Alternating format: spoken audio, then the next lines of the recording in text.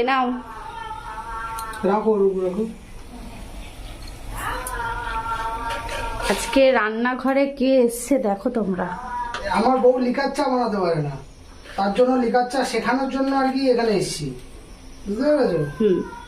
কি করে লিকার চা বানাতে হয় দেখে তো। প্রথমে জলটাকে এরকম কিচ্ছু না, প্রথমে জলটাকে ফুটিয়ে নিতে হবে, ফুটিয়ে নিয়ে চিনি দিতে হবে, কিছুক্ষণ ফুটবে। এবার এই ফুটে যাওয়ার পরে এর মধ্যে দেওয়া হবে একটু আদা, তারপর দেওয়া হবে লিকার, তারপরে দেওয়া হবে তেজপাতা। আচ্ছা, তারপরে খাইয়ে দেখাচ্ছি আর লিকার চায়ের কালারটা দেখাচ্ছি, ঠিক আছে? আচ্ছা ঠিক আছে। এই চাটা তো খেয়ে ফেললাম, কিন্তু তোমাদের সাথে শেয়ার করা হয়নি। আর কি, চাটা ভালোই করেছিল, শুধুমাত্র একটু মিষ্টিটা বেশি হয়েছিল, জলটা শুকিয়ে গেছিল বলে মিষ্টিটা বেশি লাগছিল, তাছাড়া ওভারঅল ঠিক আছে। Hello everyone, good morning. কেমন আছো তোমরা সবাই? আশা করছি ভালো আছো। তোমাদের ভালোবাসাতে আমরাও বেশ ভালো আছি। বাবা হাম্পি দিয়ে দাও তো, একটু হাম্পি দিয়ে দাও, একটু হাম্পি দিয়ে দাও। ও বাবা, দেখেছো তোমাটা হাম্পি দিয়েছে। আচ্ছা হাম্পি দিয়ে দাও বাবা, আচ্ছা হাম্পি দিয়ে দাও। থাক, আর দিতে হয় না, আর দিতে হয় না, ঠিক আছে, আর দিতে হবে না। তো আজকে হচ্ছে মঙ্গলবার, সকালটা শুরু করলাম বরের হাতে সুন্দর মিষ্টি মিষ্টি একদম চা দিয়ে। বাবা লেগে যাবে, লেগে যাবে না, তোমার মামামে লেগে যাবে তো। লাও, আমি কান্না করবো।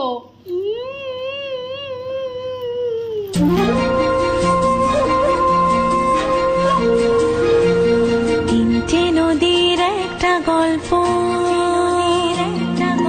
মেঘ আলো ছায়া অল্প স্বল্প। তিনটে নদীর একটা গল্প, মেঘ আলো ছায়া অল্প স্বল্প।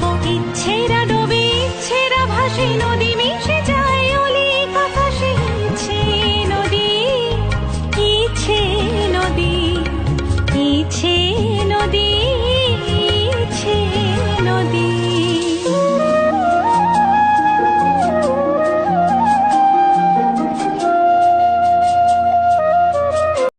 তোমাদের যেটা না দেখালে নয়, দেখো রজনীগন্ধা স্টিক হয়েছে দুটো।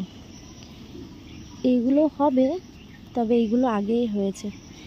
আর এত সুন্দর ছাদে আসলে গন্ধ বেরোচ্ছে, কি বলবো। এই ফুল দুটো তুলবো, ঠাকুরকে দেব। কিভাবে তোলে, এই যে, এই দুটো ঠাকুরকে দেবো। কি দারুণ গন্ধ বেরোচ্ছে। এটা তুললাম না, এটা এখনো হয়নি, আর এগুলোও হয়নি এখনো। এই যে, আর ছাদে এখন ফুল বলে তেমন কিছু নেই, ফুলগুলো এখন মানে গাছগুলো এখন ছাটা হয়েছে তো, সেই জন্যে। আর এই যে এটা বেরিয়ে রয়েছে আমার ট্রাইপডটা। চলো নিচে যাওয়া যাক। এদিকে লঙ্কা গাছে অনেক ফুল এসছে জানো, এই দেখো অনেকগুলো ফুল এসছে, দেখা যাক কি হয়। এদিকে পুঁই শাকটাকে এখানটায় দিয়ে দিয়েছে, এই যে লাল পুঁই শাক। চলো নিচে যাই, পুজো দেব। মা ওদিকে ভাত বসিয়েছে।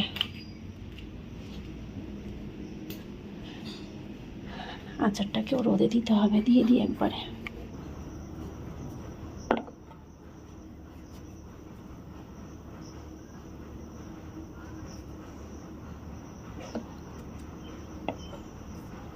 এরাকে এই নয়নতারা একটা তুলবো, একটা না দুটো তুলবো, ফালতু ফুলগুলো নিচে পড়ে যায়। এই দেখো নিচে পড়ে রয়েছে, ঠাকুরকে দিলে তো তাও ঠাকুরের চরণে পাবে, তাই না? এই যে, আর নিচের গাছ থেকে ফুল তুলবো। তোমরা অনেকে না, একটা দিদিভাই আমার কমেন্ট করেছিলে যে আচারগুলোকে বাইরে সবসময় রাখবে না, হাওয়া বাতাস লাগতে পারে। তাই জন্য কিন্তু আচারটাকে আমি সবসময় ভেতরে রাখি, মাঝে মাঝে রোদ দিই। রোজ গেলে রোদ দিই না, মাঝে মাঝে বার করে দিয়ে এই আজকে দিলাম, আবার 2-3 দিন পর রোদে দেবো। ভালো হয়েছে বেশ, এই জায়গাটা রোদ আসে। এখন না, এই 10টা-12টার থেকে আসবে, 11টা-12টার দিকে এদিকে রোদ আসবে। প্রচণ্ড ভয়ে ছিলাম যে এদিকের যে কলটা রয়েছে সেটা ঠিকঠাক মতন জল আসাতে হলে এই না তুলসী তলাটা ভাঙতে হয়।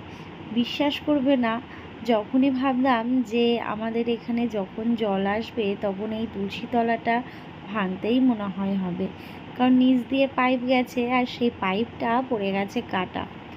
এখন আর কি করা যাবে, তো এত সুন্দরভাবে এই দাদাগুলো কাজ করে দিল, দেখো কোনো সমস্যাই নেই। একদম তুলসী মন্দিরের পাশেই কলটা রাখা হয়েছে, আর সেটা দিয়ে অনায়াসে কিন্তু আমি জল নিয়ে কাজ করতে পারছি। জানো তো, এখানের জলটা শুধুমাত্র এই ঠাকুরের বাসন ধোয়া, তুলসী তলা ধোয়া আর হচ্ছে খাওয়ার জল ভরা, এইটুকুই হয়। আর আমাদের কলপাড়ে যে কলটা আছে সেই কলটা খুবই কম ব্যবহার হয়, বেশিরভাগই কাচা ধোয়াটা বাথরুমে করে নেওয়া হয় আর কি। তো কলপাড়ে যখন কাজ করা হয় তখন ওটা ব্যবহার করা হয়। তবে হ্যাঁ, এই যে কলটা হয়েছে না, এটা আমাদের ভীষণ সুবিধা হয়েছে, বেশ ভালো হয়েছে। এই সামনের দিকটায় জল টেনে টেনে এনে কাজ করতে ভীষণ বিরক্ত লাগতো। সকালবেলা কাজকর্ম সেরে স্নান করে পুজোটা দিয়ে নিলাম। আর এখন যেহেতু বাড়িতে মা আর বর রয়েছে, আমার স্নান করা কাজকর্মে কোনো অসুবিধা হচ্ছে না। সত্যি বলতে স্নান করা, ওয়াশরুমে যাওয়া, এইগুলো যে আমি কিভাবে করতাম একা যখন থাকতাম, সে আমি জানি আর বড় মা জানে। আর এখন মানে মা আর আমার বর দুজনেই বাড়িতে থাকার জন্য আমি স্নানটা নিশ্চিন্তে অনেকক্ষণ ধরেই করতে পারছি। যাকগে, এদিকে পুজো দিয়ে চলে এসেছি রান্নাঘরে। ওইদিকে ভাতটা মা করে নিয়েছে, আর এখন আমি করে নেব হচ্ছে চিচিঙ্গা ভাজা। সকালবেলা চিচিঙ্গা ভাজা, আলু সেদ্ধ, ডিমের অমলেট এইগুলো দিয়েই খাওয়া হবে। তারপর দুপুরবেলায় মাছ নামানো হয়েছে, রুই মাছের ঝোল করব। অনেক দিন কিন্তু রুই মাছ খাওয়া হচ্ছে না, তাই ভাবলাম আজকে রুই মাছটাই বার করি। আর তোমাদের বলি, আমার মাকে বলি সব সময় যে তুমি ছেলেকে নিয়ে বসে থাকো, তোমায় কিচ্ছুটি করতে হবে না। কিন্তু না, কে কার কথা শোনে। এখন ছেলে ঘুমোচ্ছে, এখন উনি বসে থাকবে না, এখন এই কাজ সেই কাজ খুঁজে খুঁজে দেখছে যে কোনটা করা যায়। এখন রান্নাঘরে বসে বলছে কোটোগুলো না ধুয়ে দিই, একটা একটা করে বার করছে। প্রথমে বলল দুটো ধোবে, তারপরে বলছে না এটাও ধুয়ে দিই, ওটাও ধুয়ে দিই। এই করে প্রায় 4-5টা 6টা মতন কোটো ধুয়ে দিয়েছে। মায়েরা এমনই হয়, তাই না বলো? মেয়ের সংসারে গিয়ে একটুও পর্যন্ত মানে বসে থাকতে চায় না হাত পা গুটিয়ে। হ্যাঁ, অনেকের চোখে লাগে জানি যে মেয়ের সংসারে এসে রয়েছে, কিন্তু এই যে আমি ছোট বাচ্চাকে নিয়ে সামলাতে পারি না, মা যে একটু ধরে, এটা আমার যে কতটা হেল্প হয় কি বলবো। মানুষ মানুষের কথা বলবে, কিন্তু আমি যে প্রবলেমটা ফেস করছি, আমার যে অসুবিধাটা, এটা তো আমার নিজের মানুষ ছাড়া আর কেউ বুঝতে পারবে না, তাই না? তাই কে কি বললো আমি অন্তত কান দিই না, যেটা যার করার সে করবে, তাই না? তো মায়ের এই যে হাত পা গুটিয়ে বসে থাকাটা একদমই সহ্য হয় না, খালি মনে হয় এটা করবে ওটা করবে সেটা। তো যাকে আমি বললাম যে ওগুলো রাখো, পরে করো, আগে সকালের খাওয়া দাওয়াটা সারো, তুমি গিয়ে আগে বসো, আমি এদিকে ভাজাটা করে নিই। তো এদিকে পেঁয়াজ আর লঙ্কাটাকে ভেজে নিলাম, আলু সেদ্ধ মাখবো, আর করব হচ্ছে চিচিঙ্গা ভাজা। আজকে প্রথমবার চিচিঙ্গাতে ডিম দেব, বেশ ভালোই লেগেছিল জানো তো। তবে ভাবলাম বর যদি চিচিঙ্গা ভাজায় ডিম দিয়ে না খায়, তাহলে ওর জন্য আলাদাভাবে একটা ডিমের অমলেট করে রাখি।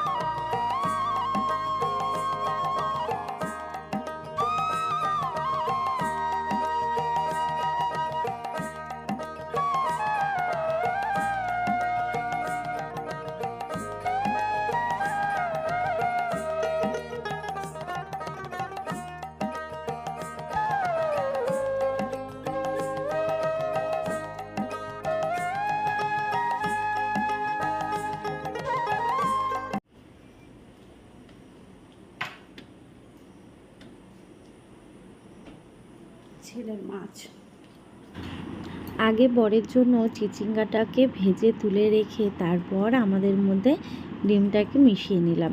তবে এর মধ্যে ডিমটাকে ভেঙে ভাজলে ভালো হতো।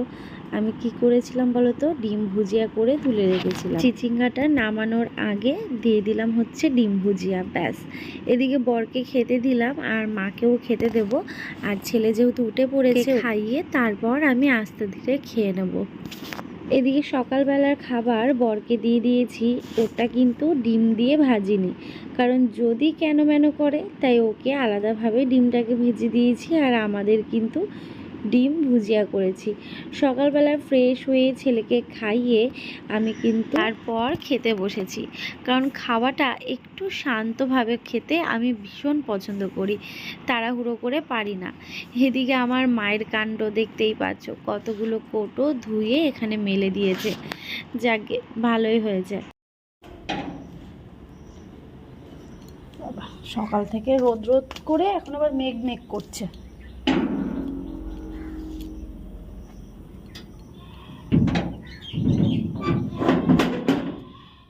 দুধ আনতে যাচ্ছি, ছেলেকে স্নান করিয়ে খাইয়ে ওর বাবার কাছে দিলাম। এখন তো ঘুমোবে না, কারণ ঘুম থেকে উঠেছে যেহেতু।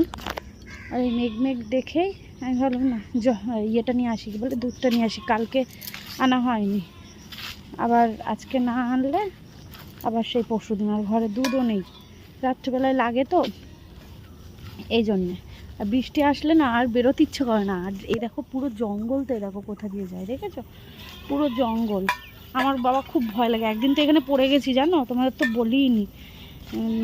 মানে বৌদি ছেলেকে নিয়ে ওখানে বসে আছে, আর আমি নিয়ে দুধটা নিয়ে যাচ্ছি। জঙ্গলটায় না আমার এত ভয় লাগছিল, আমি এবার তাড়াতাড়ি করে হাঁটতে গেছি, আমার নাইটিতে পাটা বেঁধে গিয়ে আমি পড়ে গেছিলাম। দুধটা পড়েনি কিন্তু জানো, দুধটা এরকম ছিটকে গিয়ে ক্যানটা গিয়ে দাঁড়িয়ে গেছে, আর দুধটা দুধের মধ্যেই ছিল। আমি বলছি কি মা, আমার 500 দুধ পড়ে গেল, যা, আমি এরকম বলছি। বৌদি বলছে নিজে পড়ে গেছে, নিজের দিকে খেয়াল নেই, দুধের দিকে চিন্তা।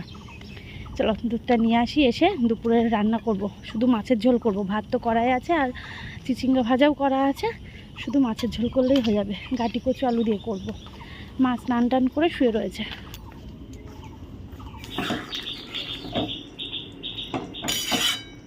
গাটি কচু আলু দিয়ে রুই মাছের ঝোল একদম রেডি। দুপুরের জন্য করলাম, ওজনে 3 পিস মাছ দিয়েছি। রাত্রিবেলাতে রুটি করব। আর এদিকে সকালের খাবার রয়েছে। চলো এবার গ্যাসটাকে বন্ধ করে গ্যাসটাকে মুছবো। এদিকে আমার ভাত বেড়ে নিলাম। মা বললো পরে খাবে, বড় বললো পরে খাবে, কিন্তু আমার খিদে পেয়েছে। আমার আবার কিছু কাজ রয়েছে, সেটা করতে হবে ছেলে ঘুমোতে ঘুমোতে। তো ভাবলাম খেয়ে নিয়ে তারপর বসি কাজ করতে। এখানে সকালে চিচিঙ্গা ভাজা রয়েছে, যেটা হচ্ছে ওই ডিম ভুজিয়া করে করা হয়েছিল। আর এই যে ভাত, আর এই যে গরম গরম ঝোল নামালাম, গাটি কচু আলু দিয়ে করেছি। চলো খেয়ে নিই। একদম ধোঁয়া বেরোচ্ছে, দেখতেই পাচ্ছ। এই যে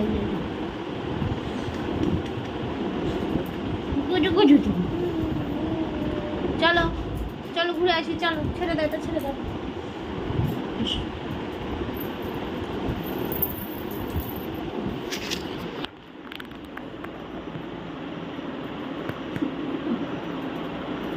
আস্তে আস্তে ধীরে, আস্তে ধীরে, দাঁড়া, জুতোটা দিল নোংরা করে। আচ্ছা দাঁড়া, দাঁড়া, দাঁড়াও। এই যে এই যে এই যে ইস ইস, পায়ে লাগলো না? না না, লেগেছে নাকি? এই যে লাগলো। এ হে, কথা দেখা ভিডিও শুরু করে। বাবন দাঁড়াও, বাবন দাঁড়াও, বাবন দাঁড়াও, দাঁড়া, দাঁড়াও।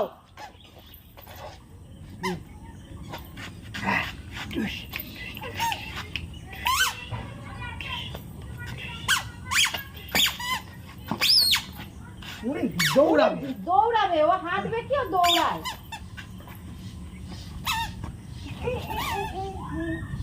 এই আমার কাছে, আমার কাছে, আমার কাছে, জামা না আমার কাছে।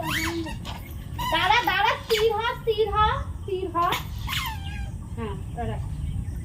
আচ্ছা আচ্ছা আচ্ছা আচ্ছা আচ্ছা। এই যে এই যে এই যে, যাও যাও যাও যাও।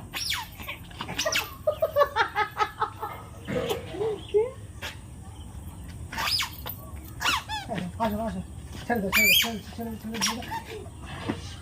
হোক হোক, কোনো সমস্যা নাই, হাতটা ধোয়া দেবো। চল চল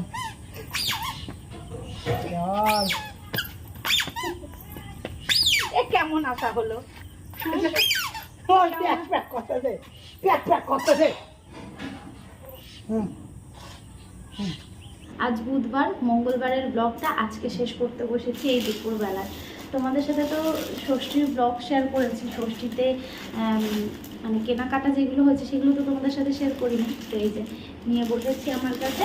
প্রথমে বলে দিই, ষষ্ঠীর দিনকে যে লাল জামদানি আর লাল পাঞ্জাবি যেটা ও পরেছিল সেটা কিন্তু আমাদের মানে মা বাবার দেওয়া, ঠিক আছে?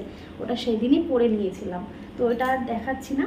এরকম এখানে রয়েছে এই একটা প্যান্ট আর হচ্ছে এই একটা গেঞ্জি আমাদের সোনা পাপার জন্য, এটা মা দিয়েছে।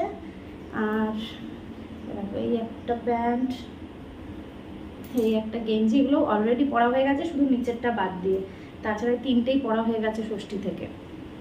কি হবে রেখে দিয়ে, এত জামা কাপড় ছেলের। আর এই যে এই একটা হুডির মতন, এই একটা, এটা প্যান্ট আর এই একটা গেঞ্জি, ঠিক আছে? এইটা একটু ছোট ছোট হয়েছে তো পরিয়ে ফেলেছি, এগুলো তো আর রাখবো না। তো এই গেল হচ্ছে ছেলের ষষ্ঠীর বাজার।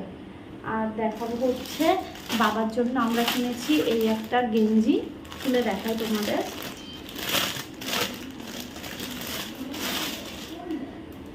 এই যে এই একটা গেঞ্জি নিয়েছি, ঠিক আছে? কেমন লাগছে জানিও। আর মায়ের জন্য নিয়েছি এই একটা শাড়ি, শাড়ি যেন বলে এগুলোকে, বালু চুড়ি না কি যেন। এই যে